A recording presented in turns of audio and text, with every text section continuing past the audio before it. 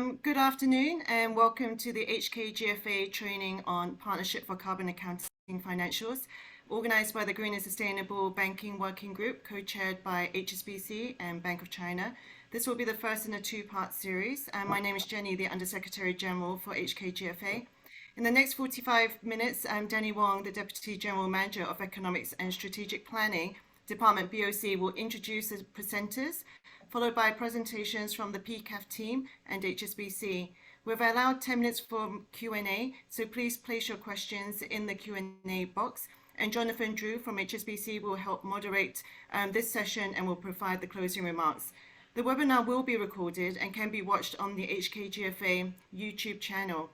Please complete the event survey at the end and reach out to the team if you need to claim any CPT hours for this webinar. So without much further ado, Danny, the floor is yours. Thank you.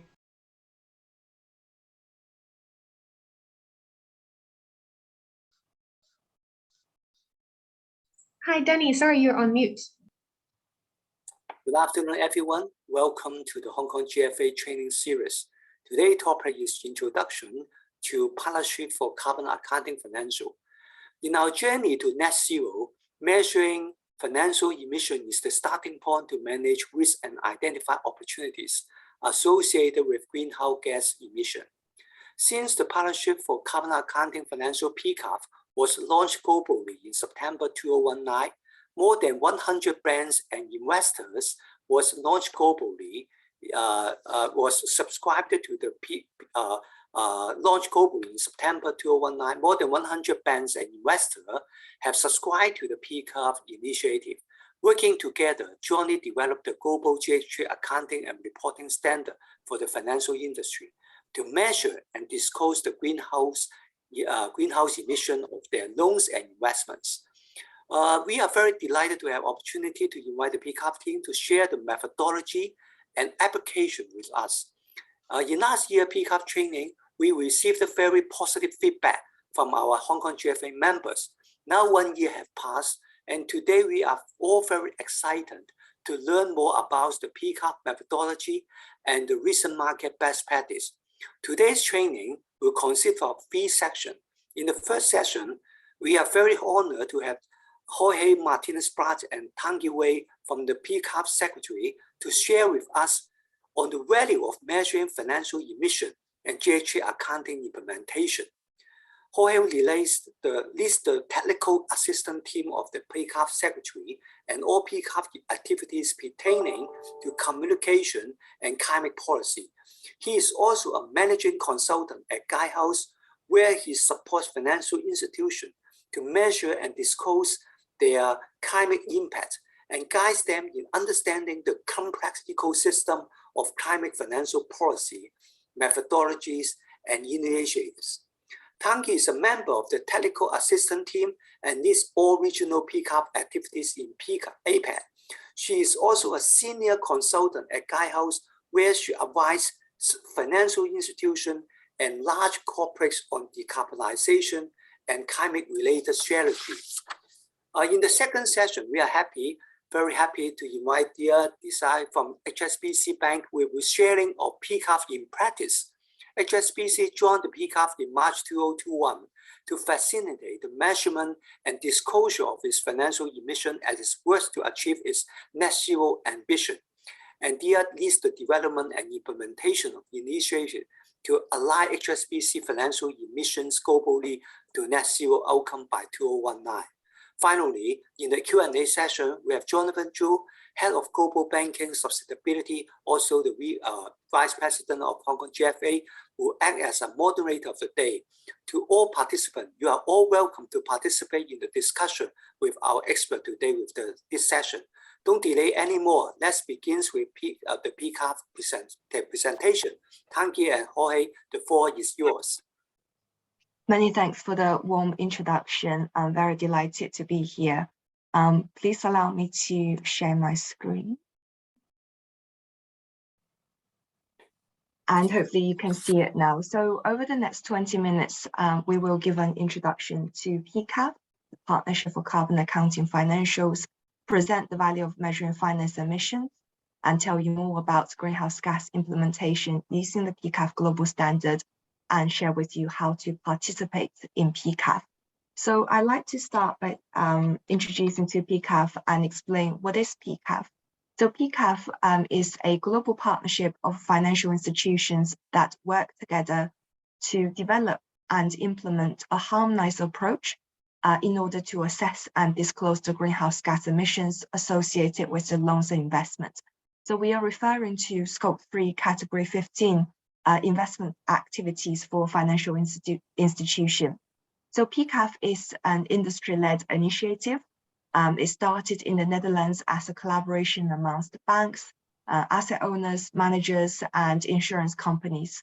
So in 2018, PCAF expanded into North America, and a group of financial institutions decided to globalize this initiative in 2019.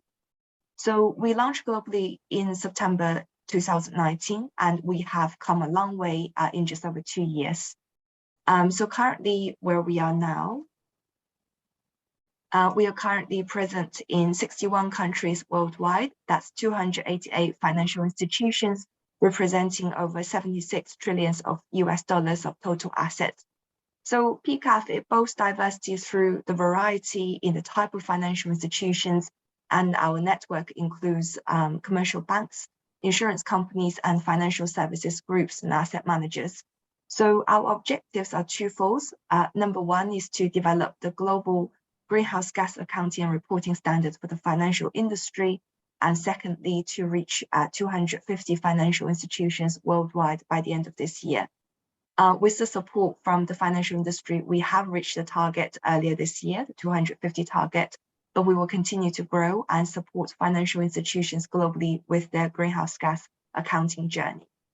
So out of the 288 financial institutions, over 20% of our partnership are from the Asia Pacific region.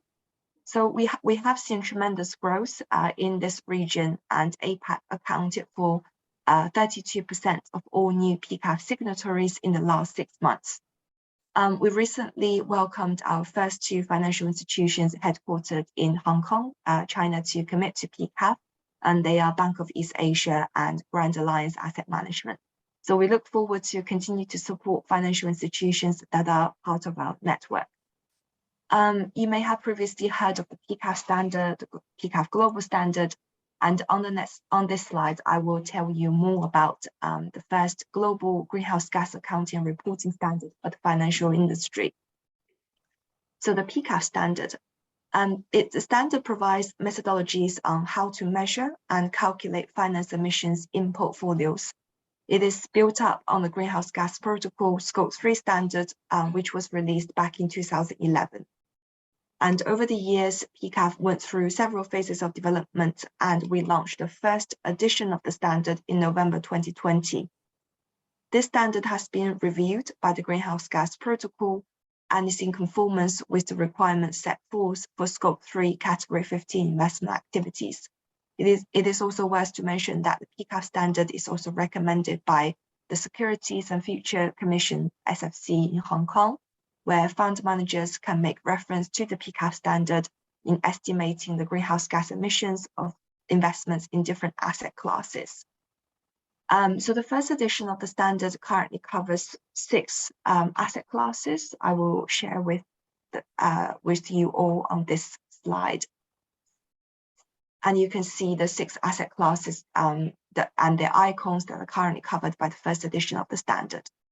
So the PCAF core team, they are currently working on the second edition of the standard, and we are hoping to publish the next edition of the standard later this year, which will have a methodology for new asset classes, including sovereign debt and emission removals. And PCAF, we do collaborate with global partners and networks. These include all global net zero alliances and net zero initiatives, reporting and target setting and sector initiatives, as well as leading sustainable finance networks and actors. Without further ado, I'd like to move on to the next section and introduce you all to my colleague, Jorge Martínez-Blat from the PCAF Secretariat. Jorge, floor is yours. Thank you so much, Tiange, and thank you so much to the HKGFA for hosting the session. It's a pleasure to be here. So, as Tiange said, my name is Jorge Martínez-Blat. I am in the PCAF Secretariat as well, leading communications, technical assistance, and climate policy. And I'm very excited to talk to you today about the value of measuring financed emissions, as well as the practical element of how to do this in theory, which our colleagues at HSBC will demonstrate in practice in the next session. But first, the question might be lingering in your mind: why should a financial institution measure financed emissions at all? Next slide, please. We start by examining what is greenhouse gas accounting for financial institutions. And here, just like a financial institution or any company would do their financial accounting, greenhouse gas accounting for financial institutions is the annual accounting and disclosure of greenhouse gas emissions, specifically those associated with loans and investments, at a fixed point in time in line with financial accounting periods. Now, why is this important for us to measure these emissions? Because what gets measured gets managed. If a financial institution wants to decarbonize, how will it know if it's reaching its goal of net zero if it is not measuring those emissions year on year? And financial institutions might ask, well, we don't do a lot of combustion on site of fossil fuels, and maybe we've sourced all our energy from clean sources. So why should financial institutions specifically care about this particular type of greenhouse gas emissions? Well, in the next slide, we see that our colleagues over at CDP, in their financial services questionnaire, oh, you can just go one more, Tammy, thank you. In their financial services questionnaire, CDP determined that the emissions from loans and investments, that is scope 3 category 15 emissions, are the largest component of the climate impact of a financial institution by far, on average up to 700 times larger than direct emissions. And Tiange, if you go back just one slide, you'll see that there are many different types of emissions. There are directly reported emissions, the upstream, downstream scope 3 emissions. So scope 3 emissions are just one of many different categories of emissions, but we see from the research that's been done that for financial institutions, this one category accounts for the vast majority of emissions. So that's why we want to take a look at that. Just go forward now one more slide, thank you. So there are many goals that can be achieved by measuring financed emissions. A financial institution may ask, okay, maybe I've measured my emissions, well, now what? Well, it turns out that you can use those financed emissions to accomplish a great multitude of climate-related business goals. And here we're going to focus on just one of them, but you can see that these are 4 of the most cited business goals that by financial institutions that are aided by the measurement and disclosure of financed emissions. For instance, maybe a financial institution wants to just create transparency for its stakeholders by, for instance, reporting with CDP. Maybe it's only taking a look at it from the risk perspective and using financed emissions in the TCFD framework. Maybe it wants to develop climate-friendly financial products to sell to its customers, or maybe the biggest one of all, perhaps, is that it simply wants to align its financial flows with the Paris Agreement. And to do that, of course, it involves measuring emissions and setting targets, because it is only after you have measured your emissions baseline that you can then set a science-based target on top of that. You need to know where you are so that you can know how close you are to your goal. So the slides here, which I think will be shown later to the participants, they have a couple more, but I'm just going to focus on TCFD for now, because that's what's most relevant. So one of the goals of the TCFD framework, as some of us might know, is to measure and disclose transition risks that organizations face, not only by climate-related policies, but also by regulations and a whole host of these other intangible transition risks. And what's really important to know is that recently, the TCFD recommends officially in its guidance that banks, asset owners, and asset managers measure and disclose financed emissions in line with this with the PCAF standard. So PCAF has been officially made part of the TCFD recommendations in its metrics and targets section. Now, why is this important for many financial institutions?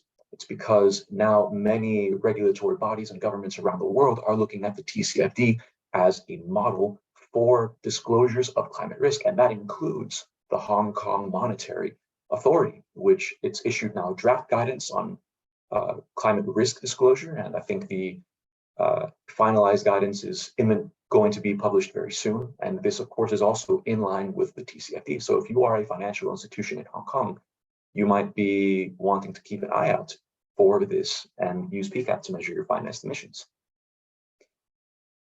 So we're going to move on here to just a couple more slides. One more. This one. So the last thing that I'll get to before talking about the numbers of it and really the nitty-gritty of the formulas is that it's important to consider that measuring financed emissions, it's not the end. Once you've measured and disclosed your financed emissions, that is not the point at which a financial institution should just say, okay, we did it. It is actually the first step in a series of steps that are necessary for a financial institution to reach net zero. Measuring and disclosing with PCAF leads to the setting of targets, which is also done with scenario analysis, strategy development, taking actions. Last April, Tiange and I co-authored with one of our colleagues at PCAF the Strategic Framework for Paris Alignment, which is a paper which describes the multiple steps that financial institutions must take in order to get to net zero emissions by 2050, along with a mapping of the global landscape of climate finance initiatives for financial institutions that can help at every step of the way. So the link here will be in the slides. Now, you've heard a lot about why it's important, but let's take a look at greenhouse gas accounting implementation in practice. So before I talk about what is in this formula, don't look at the fractions, don't look at multiplication symbols. You need to see and understand the story. What is this equation saying? This equation simply says that when a financial institution wants to measure the financed emissions of a loan or an investment, it starts first with, of course, the emissions of the client. The client of the financial institution is generating emissions. And then the principle is that by financing that client, that financial institution is responsible for a certain proportion of the emissions of that client. What is that proportion? You might ask. Well, that is what this attribution factor, the center variable here, describes. When a financial institution wants to understand what percentage of its client's emissions it is responsible for, it needs to take a look first at what percentage of the client's total financing is it responsible for. Now, in this particular example, we have, of course, the outstanding amount of the loan or investment divided by equity plus debt. You can think of that of the total financing that the company has raised. But depending on the asset class, this could also be a project. It could be a physical asset, such as a building in commercial real estate or mortgages, or a vehicle, such as in motor vehicle loans. But you think about it in terms of how much of this asset or of this company does the financial institution own as a ratio here of its outstanding relative to the total financing. And that is what is going to tell you, in turn, what percentage of the client's emissions they're going to be responsible for. And I can hear you already saying, well, Jorge, that's great, but my client does not report emissions. So what do I do? In the next slide, we see that the PCAF standard actually bakes in many options to help financial institutions measure and disclose their emissions, even when the client does not report the emissions. Now, there is a hierarchy of preference. There are some data types and sources that are better than others. But you will see here, it will always come down to attribution times emissions. That's all financed emissions are. So we looked at the attribution factor briefly. Now let's take a look at emissions. There are three different options that a financial institution can take when it is trying to understand the emissions of its client. Number one would be its reported emissions. Of course, this is the ideal situation where it's simply reported from the corporate client themselves. Now, let's say that that client does not report their emissions. Let's take, for example, a steel manufacturer. And let's say that steel manufacturer in Hong Kong does not measure their emissions and does not report them. What this says here is that the next available option down is physical activity-based emissions, which means let's try to estimate the emissions of the client based on their physical activity data, whether it be their energy consumption or their physical output. In this case, it's a steel manufacturer. So the financial institution might ask, well, can you tell us at least how many tons of steel you produce per year? And the financials and the corporate client might say, yes, well, of course, yes, we report that and we can give you that information. And then the financial institution can transform that value of physical output into a value of emissions, of greenhouse gas emissions, using what is known as an emission factor, which is a measure of intensity that says in Hong Kong, for every ton of steel that is produced, generally a certain amount of CO2 emissions are emitted. So these are variables that allow you to transform different types of client data into the greenhouse gas accounting values that you need to plug into this equation of attribution times emissions. But maybe some clients don't even report their physical activity-based emissions. So this steel manufacturer might not even have that. What can you do then? What other client data is available to us? Well, in this case, we can use economic activity-based emissions, such as revenue, where maybe the client can tell you at the very minimum their annual revenue. And using these regional and sectoral specific emission factors, you can then transform that client's data into emissions. So to recap, the best emissions you can get from your client are reported emissions.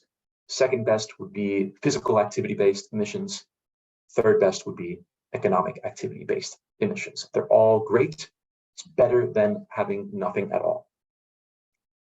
But what we see in PCAF is that we see these different types of data, and we know that not all data are created equal, which is why it's important to understand the quality of the data behind the mathematics that are done. So Tiange, if we go to the next slide, we see that by assigning a data quality score to every single calculation, a financial institution can then understand where its data gaps are. And by understanding where the data gaps are, it can then develop the appropriate strategy to begin to target the elements of the portfolio that are of greatest importance to that financial institution. So if we see on the next slide, we also note that we have on every chapter of the PCAF standard, there is a table, a very useful table, which will tell you exactly which data types are necessary for every calculation option. And ultimately, the goal of the financial institution is to make this calculation using the data that will give you the best possible data quality score, which is very important to note, not a measure of good or bad. Data quality scoring simply means that there is more or less uncertainty in your calculations.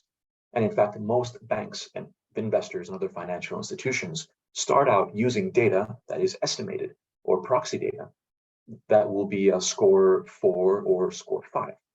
And again, I really want to emphasize that having score 4 and score 5 is not a value judgment. It's not bad.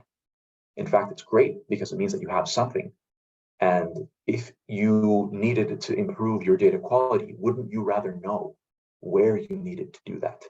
So that's what the purpose of the data quality scoring system is, so that eventually you can get them all to score 1 or 2, eventually to be reported by your client.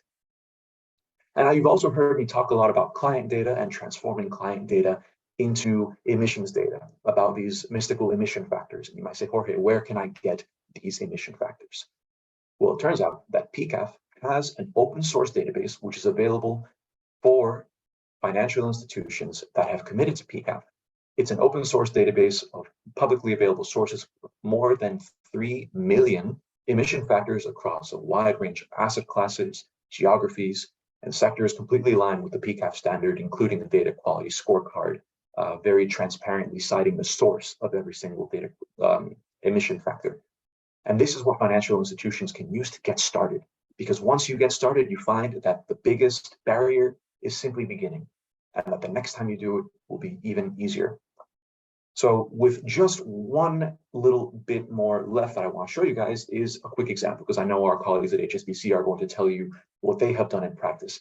But since we looked at equations, let's see what would this look like in, let's say we have an investment in a private company and where we have economic activity data available. So the bare minimum, we have a private company, it's an electricity producer in Indonesia, and we know a couple of things about them. We know that they have an annual revenue of about 23 million euros. And I'm using euros because in the PCAF emission factor database, any economic values are either in dollars or in euros. So if we know the revenue of the company, which is what many financial institutions will start out with, knowing the revenue of their client, then we need to see what else do we know. Well, we know how much the outstanding investment amount is. Of course, you will know that as your financial institution. You'll have that on your balance sheet. And we know the total debt plus equity of this privately owned electricity producer in Indonesia. And what does that tell us already is that if we know our outstanding relative to the total financing of the company and its total equity plus debt, we just do one click. That's great because we know our attribution. Remember, attribution is what percent of the company the FI owns through its loans and investments. You want to do one click, Tiange, we will see the equation. So again, we go back to our equation where if you do one more click, it's always going to break down into attribution times emissions. And in this case, our emissions are going to be calculated by multiplying the revenue of the client by the appropriate emission factor, which we can see this given amount is there from the PCAF database. So if we very quickly just go through, what does this look like then?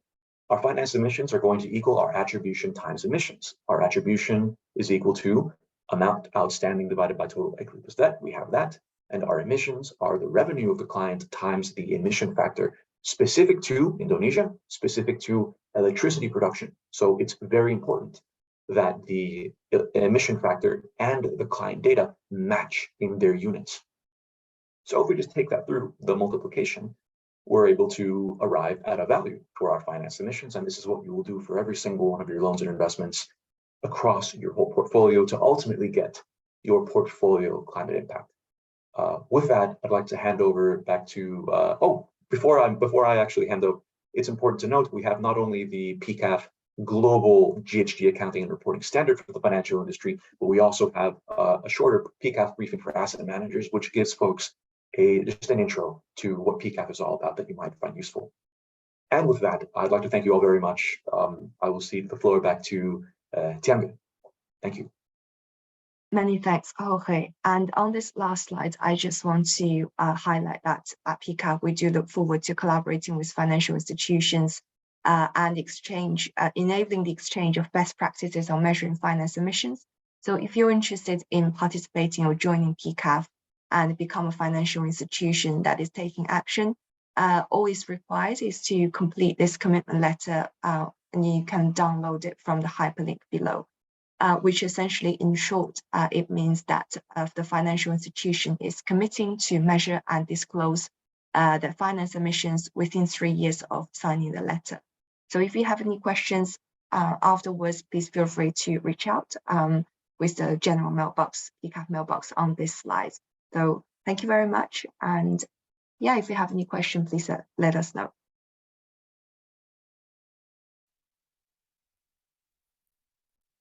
Great, thank you so much for that. Next we have Ms. Dear from HSBC, so the floor is yours. Thank you. Thanks, Jenny, and thank you for having us and giving us the opportunity to talk through our work. As a global bank, and perhaps we can move to the next slide. As a global bank, we have a broad array of clients across many different markets, whether a mortgage customer at risk of flooding, or power utility pivoting towards renewables, there is a broad awareness of climate change and a growing recognition that urgent action is required. Our net zero strategy at its core is a commitment to support our customers in their transition to lower emissions. And we're mobilizing finance and accelerating innovation to make this happen, working in partnership with our customers to build a more sustainable and resilient future. By understanding our clients' business needs and the risks and opportunities facing them during the transition, we can effectively provide impactful products and manage financial risk. Can we move to the next slide, please? In October 2020, HSBC set out an ambitious climate strategy focused on aligning our provision of finance to net zero by 2050 or sooner. We also committed to providing between 750 billion and $1 trillion of finance and investment by 2030 to support our customers in their transition to zero. In 2021, the bank set out the next phase of our climate strategy in a special resolution committing to phase out financing for coal power and thermal coal mining by 2030 in OECD and EU markets, and 2040 globally. And then most recently, in our 2021 annual report, we also committed to science-based interim targets, starting with the oil and gas and power and utility sectors. Could we move to the next slide? Now, to assess our clients' progress towards net zero, we need to measure decision-useful metrics based on transparent data from the real economy.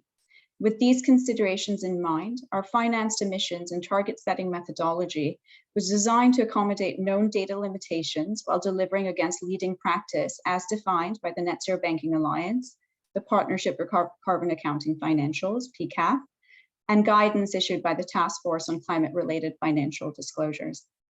And measuring financed emissions allows financial institutions to make robust and transparent climate disclosures, identify climate-related transition risks and opportunities, and establish baseline emissions. And it's against this baseline that targets can be set in alignment with the Paris Agreement. Limited data was the main challenge in calculating financed emissions and measuring alignment. However, data limitations should not deter financial institutions from reporting progress on their journey to net zero. Even estimated or proxy data can help carbon-intensive hotspots or help identify carbon-intensive hotspots in our lending and investment portfolios. So hugely valuable exercise, and I feel we've made great progress just by starting with 2 sectors, but very quickly moving on to an additional 6 in our next round of target setting. So if you could move to the next slide, please. Now, to enable progress using imperfect data, the PCAF standard provided guidance on data quality scoring per asset class, as Jorge outlined earlier. This facilitates data transparency and encourages quality improvements in the medium and long term. Where company reported data wasn't available, HSBC estimated emissions. First, emissions based on physical data, such as energy use or production, were included. Where physical data was unavailable, HSBC derived GHG emissions using revenue data as a proxy for production. Company revenue data tends to be more readily available than production data, but it is more susceptible to economic factors unrelated to emissions, and such as the price of oil. So it is only really used if neither emissions nor production data is available. So emissions from directly reported by the client or production data, ideally at the asset level. Finally, if none of the above were available, HSBC used loan amount multiplied by asset intensity to derive GHG emissions. Using asset intensity provides a top-down view of a company's emissions, but to Jorge's point earlier, it does create a more uncertainty around the calculations. As a result of our analysis, we yielded an approximate data quality score of 3, just under 3. 1 being optimal and 5 being the poorest possible. And that was through using a number of data providers and a waterfall approach to build greatest coverage and try and gather as much asset level production data as possible to really enable our analysis where client self-reported emissions weren't available. Significant developments are needed to enhance data quality, including increased availability of company-reported emissions data, including Scope 3. Transparency and provenance needs to be improved. We should move towards emissions reporting that's as close to the emissive activity as possible for accurate attribution. And of course, guidance on the use of proxies for company emissions and trusted sources for that data are required. PCAF has made a great start in building this out, but more of a focus on the asset level production data is needed. As we build our alignment capabilities, we continue to engage with peers, clients, regulators, and industry bodies to improve both data availability and consistency. If we could move to the next slide, please.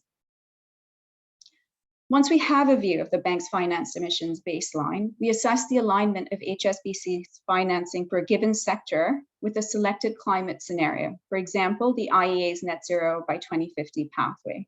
Comparison reveals where we are or where our portfolio stands between business as usual and Paris aligned from now to 2030. Assessing alignment highlights outliers and indicates where action is necessary at a sector and client level, allowing us to make data-driven decisions to realign our portfolio towards net zero outcomes. Could we move to the next slide, please?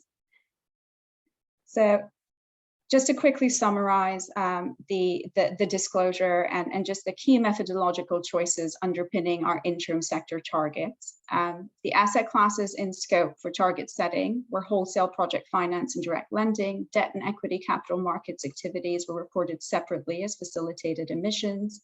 The measured scope for oil and gas included upstream and integrated companies, and for power, the scope included power generation only. We made these choices to limit double counting within the value chain, but also focus our efforts where intervention, engagement would really drive the most impact. And by aligning certain parts of the value chain, we'd be able to see the rest of the value chain fall into alignment. So that was really the driver for focusing on very targeted areas and not necessarily looking across the piece. Jorge made a very helpful point earlier. We also want the units to be consistent. And by looking at parts of the value chain, I think it really removes some of that complexity if we're starting to think about physical intensity as a key measure for measuring or comparability between customers within a sector. The emissions intensity metrics for power, emissions intensity metrics were reported for power and utilities, and both emissions and absolute emissions and emissions intensity metrics were disclosed for oil and gas. And the reference pathway against which we will track progress to net zero is the IEA's NZE by 2050. Now, as we work to align our financing to net zero and deliver against the targets we've set, a transformation program to operationalize our interim targets is now in effect. And we look to change and embed the targets and constraints that need to be considered as a result across culture, policies, systems, and processes. I'll stop there, and I guess we can just move into Q&A at that point.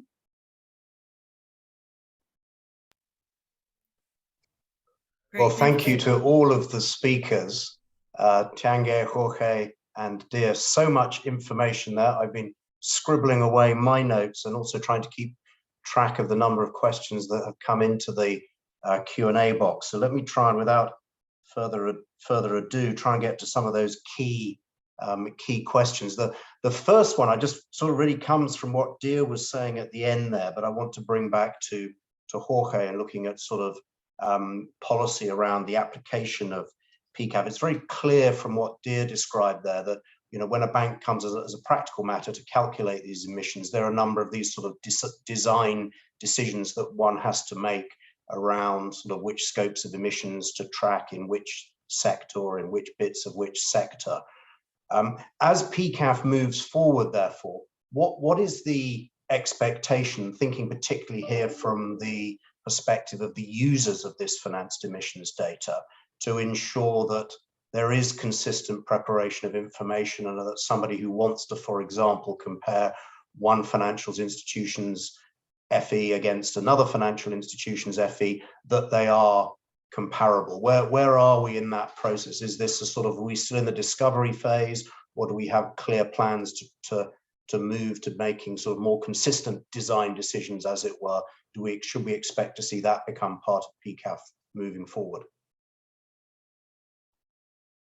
Yeah, Jonathan, that's a great question, because comparability has been one of the key principles of why PCAF even was developed to start with. We can tell you from the side of reported emissions. So if we started with that, a financial institution might ask, well, I have many different clients, and how can I compare them if they all maybe report their own emissions in a different way?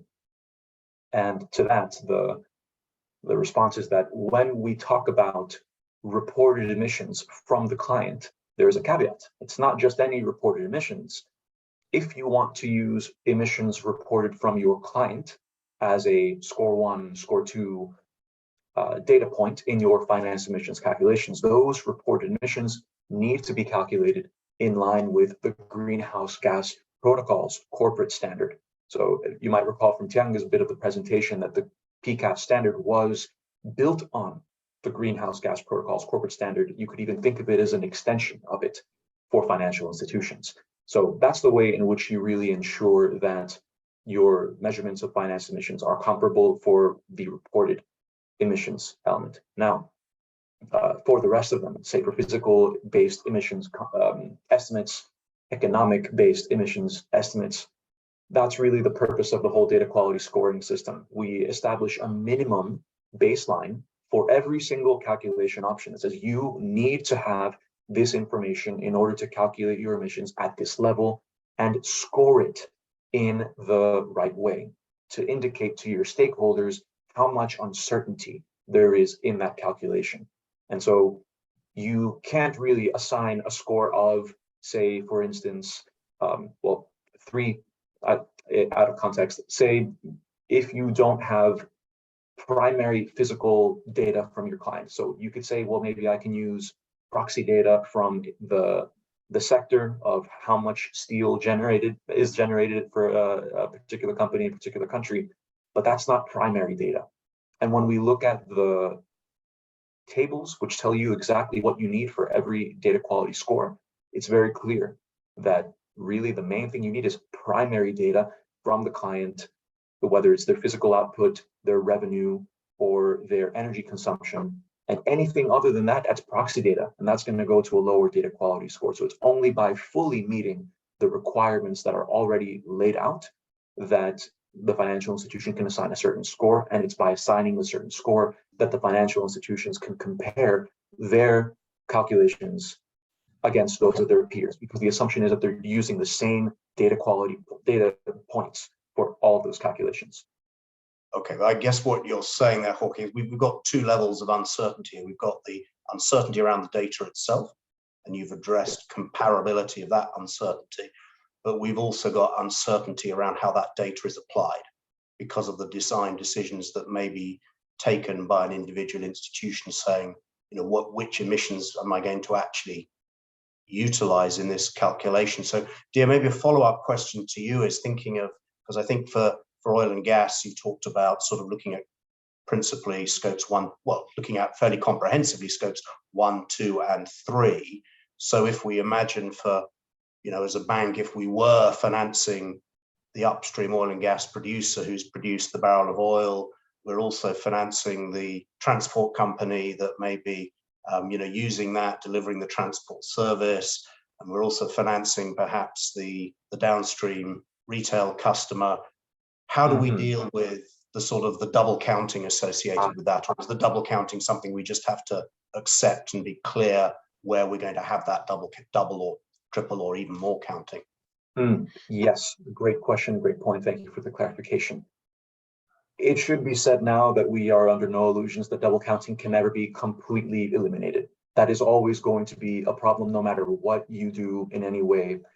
However, you can mitigate to the best of your ability. And this is by one of the requirements that the standard has of reporting at a minimum for every loan and investment, your absolute scope 1 and 2 emissions. For certain sectors, such as oil and gas, you also need to report already your scope 3 emissions. But by having that very clear separation of what is scope 1 and 2 and what is scope 3 for each one of your loans and investments, that's what helps you tell the story and helps your stakeholders understand that, yeah, maybe your combined scope 3 emissions may be enormous because there's a lot of overlap between the things that you're financing.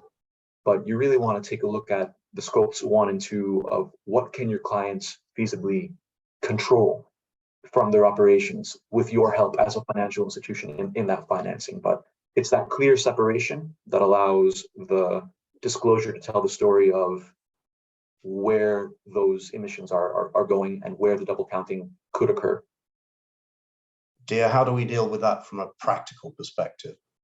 Yeah, and I think going back to Jorge's point, it is some double counting is inevitable and not necessarily an issue, because if we just go back to the purpose of what we're trying to achieve here, and that's about driving impact in the real economy and enabling a transition across our client base. We chose to focus on certain parts of the value chain that have the most material emissions, most likely to drive change across the wider network, the wider value chain overall. And we also looked at the most material scope 3 emissions, recognizing that for certain certain types of companies, certain types of, especially oil and gas, and perhaps a few others as we start to move into heavy industries. Scope 3 is the most relevant and much greater than scopes 1 and 2. Now, that approach, to some extent, allows us to focus our energy and efforts on engaging very proactively with some of these bigger players across the market. And by bringing them into a space where they have a credible transition plan, where they're actively starting to think about how best to shift their relationships, their broader value chain, it allows us, again, to see the rest of it fall into place. So that was a very important point for us, as opposed to just trying to build comprehensive coverage across the piece and then just not necessarily have as strategic a focus on the engagement narrative. But the use of that data, I think it's very compelling, the point you make, for the relationship between the bank and its clients. I suppose, though, but the other part of the question is, of those design decisions, how much are we as a bank, or more broadly, do we think banks should be disclosing of those design decisions, so that if you're an investor and you're just looking at those FE numbers, so that you know, if you're, I don't know, if you're an investor, you're looking at, I don't know, how much does this stock yield on financed emissions? You know, who's more financed emissions efficient? Is it Bank A or Bank B? Are we making, and are we recommending that banks make disclosure so that investors can understand some of those design decisions or differences in the way that different institutions might be calculating and reporting? I think it's absolutely essential. So it is important that companies, especially in a space where we don't yet have technical standards across some of these more granular decisions that need to be made through the process, by being transparent about the methodology that's being used, the key design choices that are being made, it does provide the information that is required, I think, across the market to be able to drive that comparability and transparency. Certainly work happening across a number of areas in this space, starting with the ISSB, looking at frameworks where we're starting to see work in GFANs, where we're starting to explore a little bit beyond just the calculations, measurement and accounting piece, but then the design, how do you drive impact, how do you drive action, and then broader efforts on portfolio alignment as well. So we are starting to see work happening to bring some of this thinking together. But while we're still in the process of figuring out what good looks like and what that consistent framework looks like, disclosure and transparency of the underlying decisions is absolutely critical. Great. Maybe a few now sort of quick fire questions. One I had myself listening to you is thinking of sustainable finance transactions or investments. So green bonds, green loans, sustainability linked bonds and loans. Accounting for those, how does it work? Is it the same as a regular bond and a regular loan? Or do you somehow carve them out, treat them differently? Maybe a quick Jorge from the theoretical perspective and Dia from the, as a practical matter, what do we actually do? Jorge first, perhaps. Sure. Well, to begin with, we were looking at potentially adding green bonds as a future asset class for PCAF. We understand that there are enough differences to warrant a closer look at this asset class. We don't expect that it will be in the next edition of the standard, but it's something that we are considering for future editions of the standard. That's about all I can say from the PCAF technical perspective. So, but of course, just because there's not yet a way to measure something doesn't mean that maybe you don't want to give it a shot using the method for a regular bond in the meantime. And maybe Dia can talk a little bit more about what they've done at HSBC. Yeah, I think just going back to the point earlier around being able to attribute emissions at the activity level. So where we are able to see financing being directed towards a low or no emissions activity, we are able to use a different measure for that emissions number, either using a scaling factor or perhaps production data from different asset types. And that gives us a more credible estimate of our contribution to emissions in the real world. And we're able to then also, I think, drive the right behavioral outcomes by giving a bit of an incentive to financing that is moving towards driving the transition and driving towards lower emissions activities. So that's the approach we've taken, is let's look at the activity level, let's look at the purpose of the financing that's being provided, and then bring that specificity into our calculations. Right. Well, that makes a lot of sense to me, and I'm happy to see Jorge nodding. That perhaps means he's also confident that the approach you've described here will find its way into the principles themselves. So that's very positive.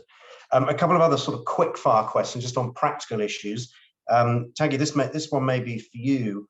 The PCAF database available to all and free and open access? Yes. Correct? Yeah, sure. So it's free for all PCAF signatories. It's open source and it's funded by philanthropies. Great. Well, there's another very good reason to sign up to PCAF to get access to that. And within that database, there's a question in the chat or in the Q&A around, do you have factors for retail sector and FMCG? Will we find those factors in there as well? Yes, so PCAF database do have coverage to these sectors. In terms of the emission factors, all they need to do is to make sure to have the correct industry classification code, because I believe every business activity has one, and based on the accurate industry classification code, the FI or the user of the database would be able to shortlist and select the most appropriate emission factor for their use. Great. And there was a question as well around SMEs, which I guess is a question of sort of how granular does your data and your tables go? If I'm a widget manufacturer in sector X, am I likely to find, for that sector, will I find a relevant factor? How far down into sort of the NACE or other taxonomy systems do your factors go? No, that's a great point and question, Jonathan. It's from what I remember, it goes down to 3 to 4 layers. You can filter by NACE code, like you mentioned. GICS code is also another popular option, GICS, or NAICS, NAICS. So it's up to whichever is convenient for the financial institution. Maybe they are already following one system. But the database do go through several layers and make sure to give you the most accurate emission factors. Right, thank you, Tiange. And another one in the chat, probably for you, dear, was a question around, can you use proxies for baselines? I think you've described that obviously we've had to do that in certain cases. Any sense of sort of the extent to which we've done that to get to the baselines that we've now published? Yeah, so I think there is no option but to use proxies in calculations right now, just because the level of disclosure across the market is still relatively limited. We're seeing regulatory action moving that forward, and we're starting to see certainly more of a focus on mandating disclosure for scopes 1 and 2, and some focus on scopes 3. But in the absence of that, we have looked at proxies. We made a significant effort to pull in a number of data sources from third-party vendors, from publicly available databases, open source, data capabilities, platforms that are being developed. And we were able to bring up our data quality score to what we feel is a fairly respectable 3, just about a 3 across the different asset types that we looked at. But that was quite a challenging process, just pulling together that level of consistency and granularity across our calculations. For organizations that perhaps want to start their journey, but not necessarily invest a huge amount in resources and data to begin with, I think going to PCAF scores of 4 and 5 and using revenue and broader asset level scaling factors is perfectly reasonable. And I think you still get a lot of great insight that allows you to prioritize action and identify those hotspots in your portfolio. So don't be afraid of proxies, I think is one of your messages there, dear. Thank you. Question again on the quickfire to Tiange. I think insurance companies who are already working with CDP, SBTI, how do they get engaged with and work with PCAF? Yeah, sure. That's a fantastic question. And I'm glad to kind of receive the question that's looking at, collaboration with other initiatives out there. So essentially, as an insurance company, when they commit to PCAF, they can already start in their capacity as an asset manager. So the asset classes and the methodologies currently covered in the first edition is already applicable. On a separate note, PCAF is collaborating with NZIA, Net Zero Insurance Alliance, to develop and come up with the methodologies to account for insured emissions. So that is under development, and I believe the standard or the draft standard will be out for public consultation soon. So if you haven't already, please do follow us on our social media and subscribe to the newsletter, where we'll keep you posted on the development of this knowledge product.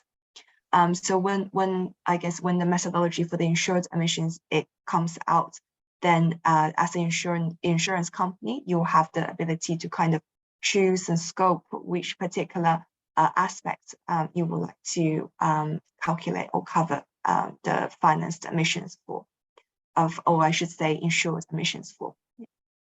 Great, Hope that thank you. answers the question. No, absolutely. That's a great answer. And it's clearly there's, you've described a lot of what we've already got, but also a lot of these other initiatives coming up. So more coming on insurance. I think earlier you talked as well about what we will see in the future around sovereign debt and emissions removals. One other question I had, in case there are any either users of emissions, financed emissions data, or investment bankers on the line, facilitated emissions. I know that's been talked about. Where are we on a standard for facilitated emissions? When might we see it?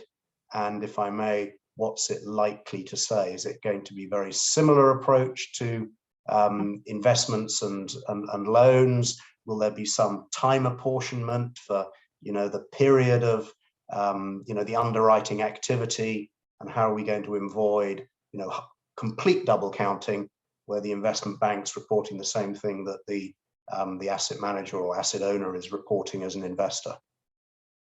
Yeah. Well, you're right on money there, Jonathan. Because just like insurance associated emissions, when you're looking at an insurance company versus we're looking at a security facilitated emissions, these are not the same as having that same level of ownership in a client or a company, and it's a different relationship with the client than when you are financing them. So these are considered to be, for now, separate types of emissions from financed emissions to be reported, in addition to separately, but not quite scope 3 category 15 anymore, due to the nuances in how they are measured.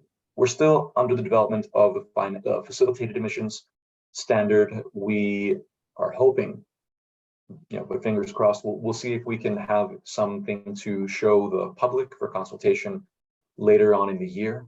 But we've got a team hard at work of financial institutions that are working together jointly to develop this, just as the first standard was all developed. It's all a matter of collaboration between the financial institutions, and it's when they agree on a methodology that suits a truly global scope for all financial institutions, great and small, no matter where in the world.